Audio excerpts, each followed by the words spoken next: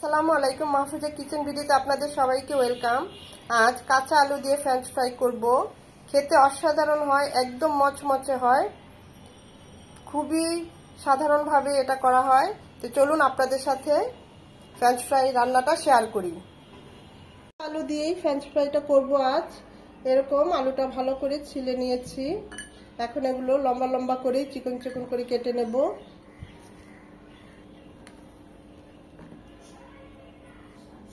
আলুটা একদম চিকনও না মোটাও না, তবে মোটামুটি একটু চিকনই থাকবে, দেখবেন খুব মচমচে হবে। এরকম চিকন চিকন করে কেটে নেব।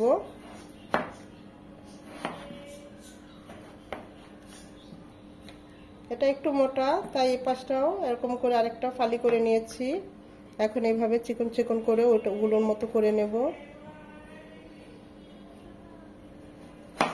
এরকম করে সবগুলো আলু কেটে নেব।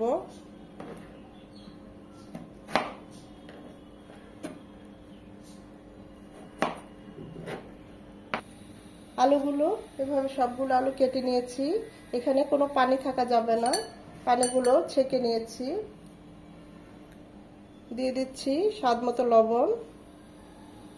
আলুতে একটু লবণটা বেশিই লাগে, কারণ আলুতে লবণ খায়। দিয়ে দিচ্ছি হাফ চামচ গোলমরিচ গুঁড়ো, দিয়ে দিচ্ছি হাফ চামচ শুকনো মরিচ গুঁড়ো। এগুলো দিয়ে খুব ভালোভাবে আলুগুলোকে মাখিয়ে নেব।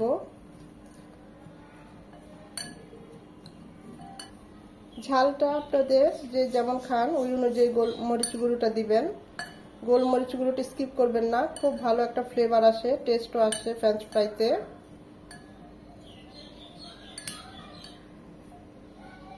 এখন এটাকে মিনিমাম 10 থেকে 15 মিনিট একটু রেস্টে রাখবো। 10 মিনিট পর মশলার সাথে আলুটা খুব ভালোভাবে অ্যাডজাস্ট হয়ে গিয়েছে। দেখুন, আমরা যেহেতু লবণ দিয়েছি তাই আলু থেকে লবণ থেকে একটু পানি ছেড়েছে, সেটা এখন তুলে নেব। আলুগুলো এখন এই পাত্রে উঠিয়ে নেব। আর এই যে এক্সেস পানিটা জমেছিল সেটা ফেলে দেব।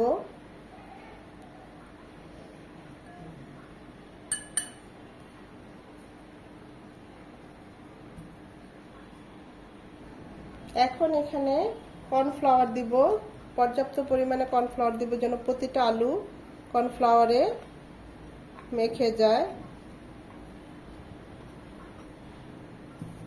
কর্নফ্লাওয়ার দিয়ে বেশিক্ষণ রাখা যাবে না, এটা শুকনো থাকতে থাকতে ভাজতে হবে।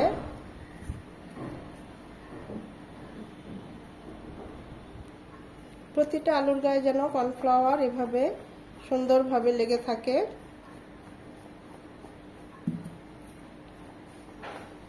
এখন এগুলো আমরা ভাজতে চলে যাব। প্যানে তেল বসিয়েছিলাম আরো 5 মিনিট আগে। একদম পুরোপুরি অনেক হিট করব না তেলটাকে, মোটামুটি গরম হলেই হবে। এখন একটা একটা করে এই ফ্রেঞ্চ ফ্রাই গুলো ছাড়বো।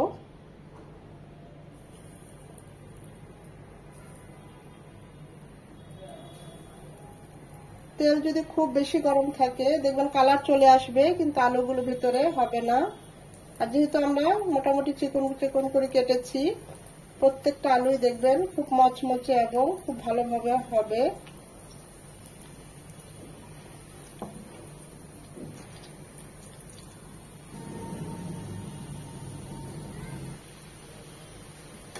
প্রায় দেখুন, দেখতেই বোঝা যাচ্ছে কতটা মচমচে হয়েছে। আপনারা চাইলে এই অবস্থায় নামিয়ে 2 মিনিট পর আরেকবার ভেজে নিতে পারেন, কিন্তু আমি একবারেই ভেজে নেব। একই রকমই মচমচে হবে।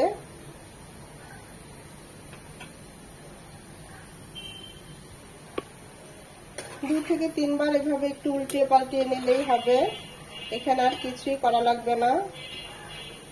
দেখুন কতটা ক্রিস্পি হয়েছে, কতটা লোভনীয় হয়েছে, ভেতরেরটাও খুব সেদ্ধ হয়ে গিয়েছে। একদম লাল লাল করার দরকার নাই, খুব বেশি শক্ত বা ক্রিস্পি হয়ে গেলে বেশি ভালো লাগে না। এই কালারটাই ঠিক আছে।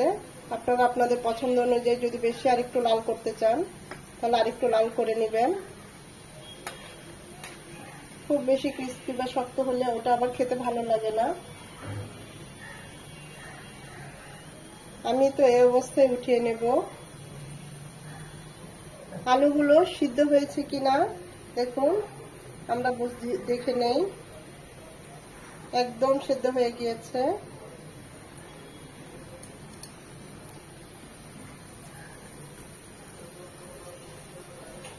সিদ্ধ করে এভাবেও ফ্রেঞ্চ ফ্রাই করা যায়, তবে এভাবে কাঁচাটা করলে বেশি টেস্ট হয়।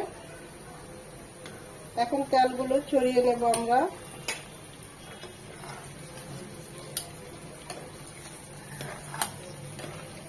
যেহেতু আমরা শুকনো মরিচের গুঁড়ো দিয়েছি,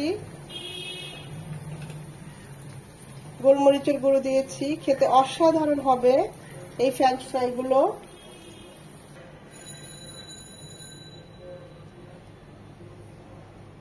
এভাবে করে বাকি আলুগুলো ভেজে নেব। এখানে চাইলে আপনারা সামান্য একটু হলুদ গুঁড়ো দিতে পারেন কালারের জন্য, আমি দেই নাই, কারণ আমার কাছে এই ন্যাচারাল কালারটাই ভালো লেগেছে। এভাবে এগুলো ভেজে নেব।